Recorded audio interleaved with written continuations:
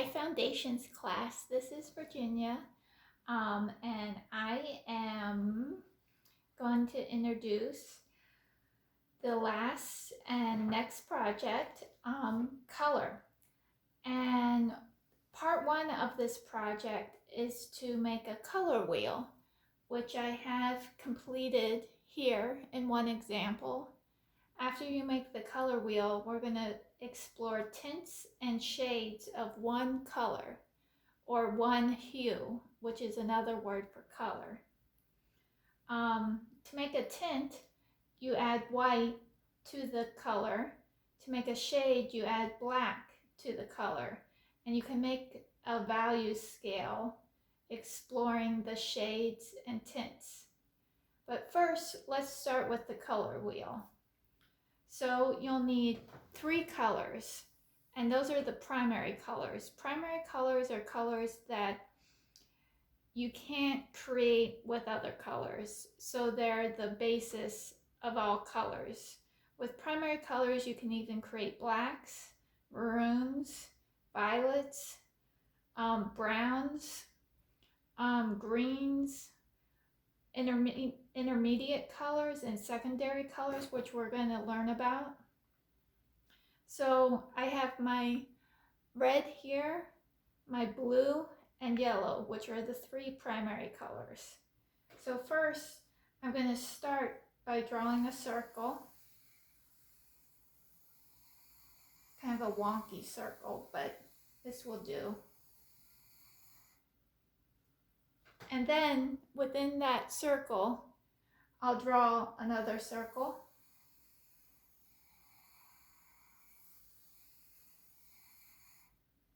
And then I'm going to split the circle, the rim of the circle, into different parts. First, I'll start here at the top, mirror that at the bottom. On either side, I'll divide it, and then I'll divide it again on the parts I didn't address. So here, we're going to put yellow, and then over here will be blue, and then here will be red. So first, you'll need a brush, maybe a medium or large size brush, maybe some water, and some paper towels. So first, I'm going to dip my brush into the acrylic paint, and it's very important that you buy acrylic paint versus oil paint. Acrylic paint is water soluble, so water will dissolve, kind of break it down, and you can use the water to break up the pigment. Whereas with oil paint, you need a solvent or mineral spirits to kind of break it down and break up the pigment. So it's very important for this project that you buy acrylic paint. So I'm placing the yellow in that cube, and then I'm going to wash my brush, and I'll use a paper towel, and see how I'm pressing against the rim of the cup or glass if you have one, and then I'm drying off the brush. That gets the excess water off the brush. And then I'll dip the brush into the blue. Maybe I'll need a little water because my paint's a little old. And then you have your blue. Do the same. I'm washing off the brush, drying the brush. I'll dip it into the red.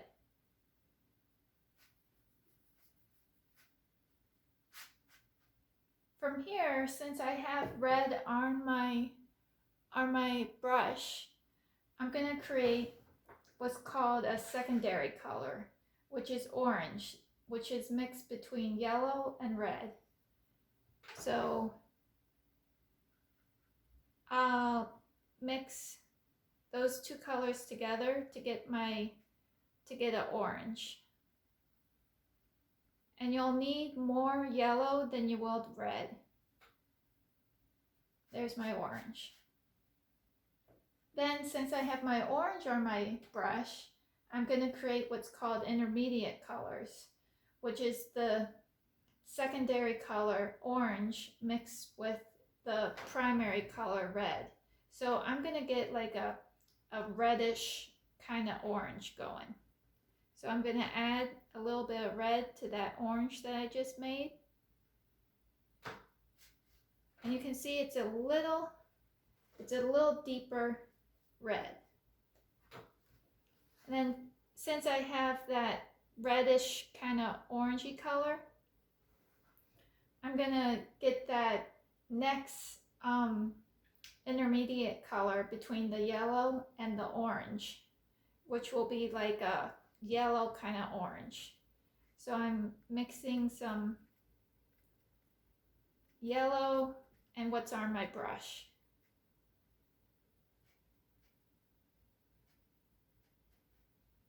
And you can see you can kind of mix it on your Bristol pad.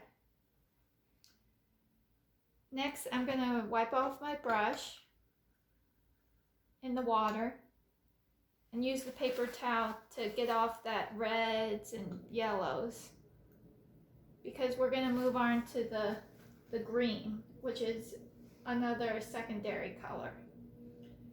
So I'll take some yellow and mix a tiny bit of blue into the yellow.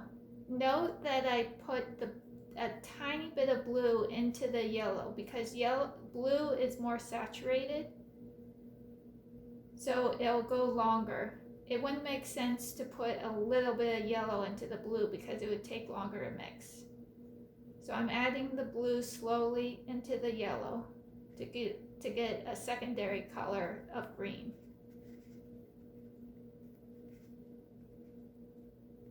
So there's my green.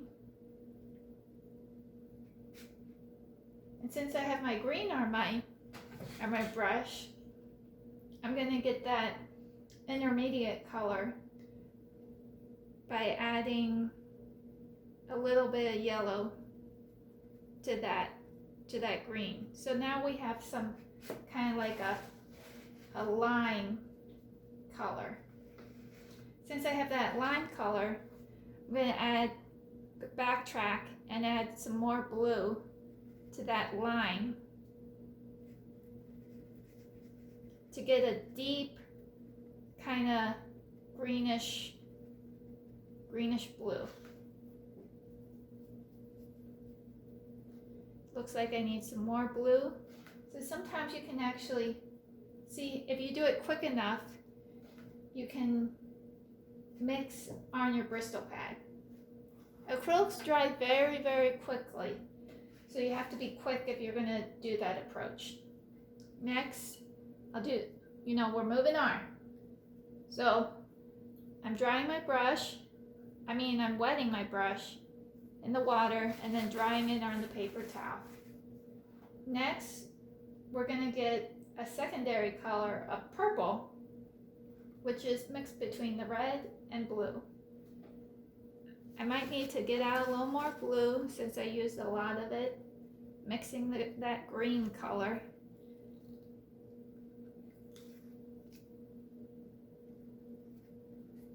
So let's make that purple, which is the secondary color, which is the two primary colors mixed together. Choose another little divot in my palette.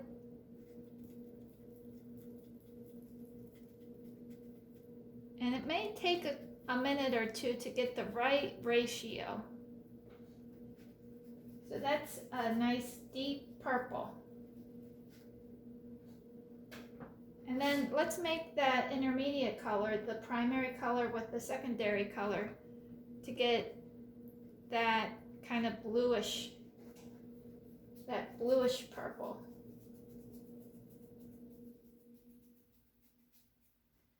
And then we need that reddish kind of purple for that intermediate color, the secondary and the primary color mixed together.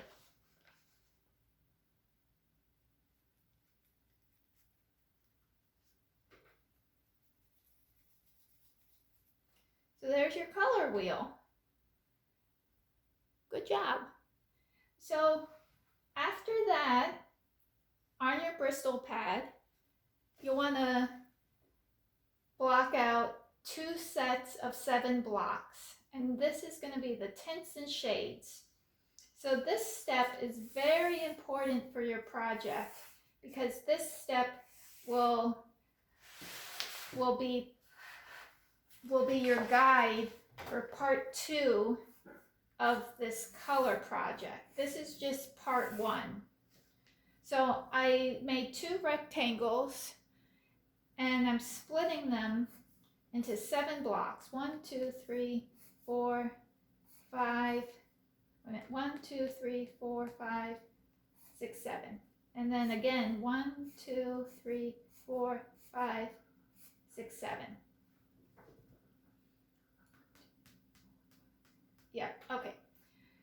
And then for your final part 2 of the project, what you'll do is choose, for my part 2, I have a black and white, and you'll do the same. Choose any black and white photograph that you like. Mine is some clouds and a mountainscape.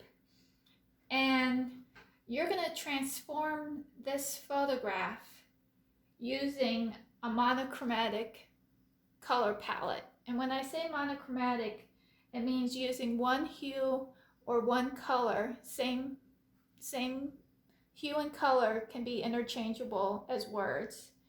One color, and explore this color using tints and shades.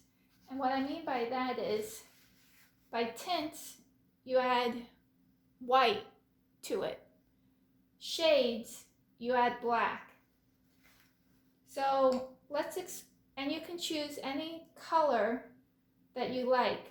I would suggest, if you're new to painting, using a primary color. So I think I'll wash off my brush,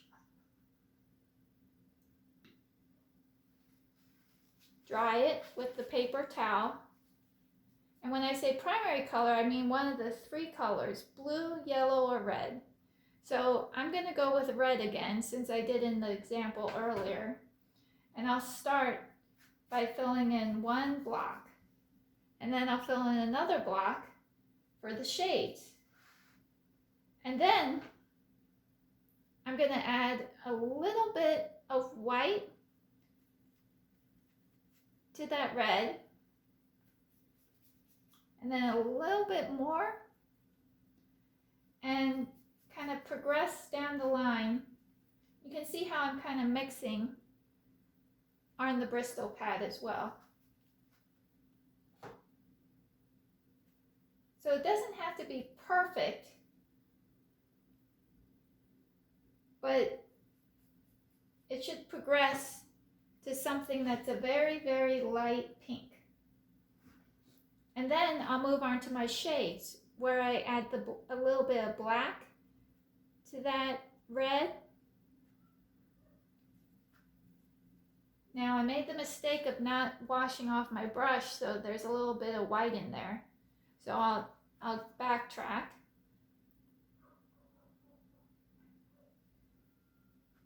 There we go, that looks a little better.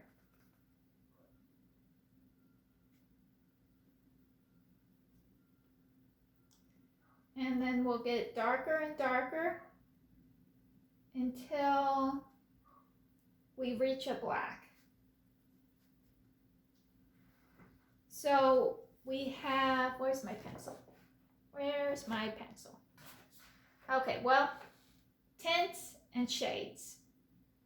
And on Blackboard, I'll be posting some examples from previous semesters where students have transformed the part 2 into tints and shades.